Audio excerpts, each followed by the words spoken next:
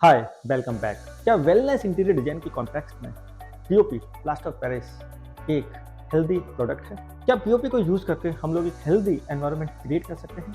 तो आज इस वीडियो में पीओपी प्लास्टर ऑफ पेरिस को हेल्दी एनवायरनमेंट के कॉन्टेक्स्ट में विस्तार से समझेंगे। पीओपी का ओरिजिन कहाँ से हुआ है, उसके केमिकल फार्मूलाज क्या हैं और जो उसके एटम्स हैं वो हमारी बॉडी को कैसे इम्पैक्ट करते हैं और उसके जो डस्ट पार्टिकल्स होते हैं वो कैसे इम्पैक्ट करते हैं, इसी वीडियो में हम लोग सब कुछ जानेंगे। पीओपी इंटीरियर डिजाइन में एक इंपॉर्टेंट रोल प्ले करता है। फॉल सीलिंग से लेकर वॉल की सरफेस को स्मूथ बनाने तक, वॉल मोल्डिंग से लेकर डेकोरेटिव कॉर्निक्स बनाने तक, डेकोरेटिव आर्ट वर्क से लेकर स्कल्पचर्स बनाने तक, इवन जितने भी कंस्ट्रक्शन में जहाँ पे भी वॉल्स पे एंगुलेशंस आते हैं उसको हाइड करने में पीओपी एक इंपॉर्टेंट रोल रखती है। पीओपी का ओरिजिन होता कहाँ से है, अब इसको समझते हैं। जिप्सम मिनरल रॉक जो कि USA, Mexico, Canada and Europe में माइंस में मिलता है, एक क्रिस्टल रॉक होता है।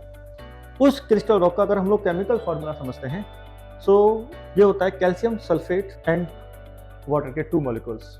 जब हम लोग इस जिप्सम मिनरल रॉक को 150 टू 190 डिग्री सेंटीग्रेड पर हीटिंग करते हैं और इसमें से वाटर को एवोपरेट करते हैं, सो कैल्शियम सल्फेट एनीहाइड्राइड हमको मिलता है, जिसमें से हम लोग वाटर की क्वांटिटी को बहुत कम करते हैं। जैसे हम लोग वाटर को ना के बराबर इस फॉर्मूला में लेके आते हैं तो ये पीओपी बनता है, जिसको हम लोग प्लास्टर ऑफ पेरिस बोलते हैं। अगर हम लोग पीओपी के इस केमिकल फॉर्मूला को देखें तो उसका कोई भी नेगेटिव इंपैक्ट हेल्थ के ऊपर नहीं है। कैसे? कैल्शियम जो कि हमारी बॉडी के अंदर ऑलरेडी है, सल्फेट हमारे जितने भी डिटर्जेंट पाउडर्स होते हैं उसके अंदर सल्फेट मिलता ही है, एंड प्लस वाटर के मॉलिक्यूल्स मिलते हैं। तो इस फॉर्मूला को देखें तो उसका कोई भी नेगेटिव इम्पैक्ट हमारी बॉडी के ऊपर नहीं होता है। बट पीओपी के जो डस्ट पार्टिकल्स होते हैं वो हमारी बॉडी के लिए over the time period hazardous होते हैं। कैसे होते हैं? जब भी हम लोग पीओपी को अप्लाई करते हैं अपने इंटीरियर में तो उसको हम लोग वाटर के साथ इंक्लूड करते हैं, वाटर के मॉलिक्यूल्स उसमें जाते हैं। तो वाटर के जब मॉलिक्यूल्स H2O जब कैल्शियम के साथ रिएक्ट करता है तो उसको हार्डनर बना देता है, उसको हार्डनर शेप दे देता है।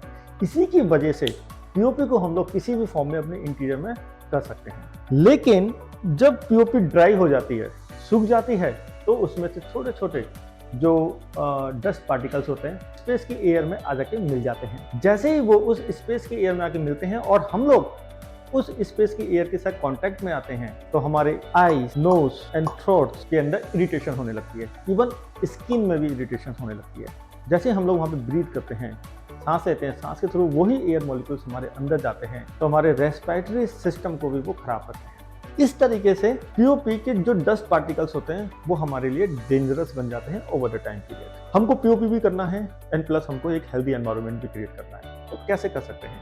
2 कंडीशंस है, उसके साथ में हम लोग पीओपी को इजीली उस एरिया में यूज कर सकते हैं। जिस भी एरिया में हम लोग पीओपी की फॉल सीलिंग या वॉल पे कोई भी डिजाइन एलिमेंट क्रिएट कर रहे हैं, उस एरिया का जो टेम्परेचर है वो होना चाहिए 24 टू 30 डिग्री सेंटीग्रेड, जिससे जो पीओपी के डस्ट पार्टिकल्स हैं वो कॉम्पैक्ट ही बने रहेंगे, वो लूजन नहीं हो पाएंगे और वो एयर के कांटेक्ट में नहीं आ पाएंगे। इवन जब भी हम लोग पीओपी का कोई भी डिजाइन हम लोग क्रिएट कर रहे हैं, उस पीओपी के सरफेस के ऊपर लाइन बेस्ड पेंट का यूज करते हैं, वो अपनी एब्जॉर्बिड प्रॉपर्टी को मेंटेन करके रखता है, जिससे उसके डस्ट पार्टिकल्स उस एयर के कांटेक्ट में नहीं आते हैं। इन दोनों कंडीशंस के अकॉर्डिंग हम लोग पीओपी के साथ एक हेल्दी एनवायरनमेंट क्रिएट कर। कहाँ पे पीओपी मिनिमाइज करना चाहिए? जिसी भी स्पेस के अंदर या जिसी भी फैमिली में एडल्टली पेरेंट्स हैं या एडल्टली ह्यूमन बींग्स हैं और उनके अस्थमा की इशू है तो वहाँ पे पीओपी को बहुत ही मिनिमाइज लेवल में यूज करना चाहिए। Maintain the temperature and line based paint over the POP,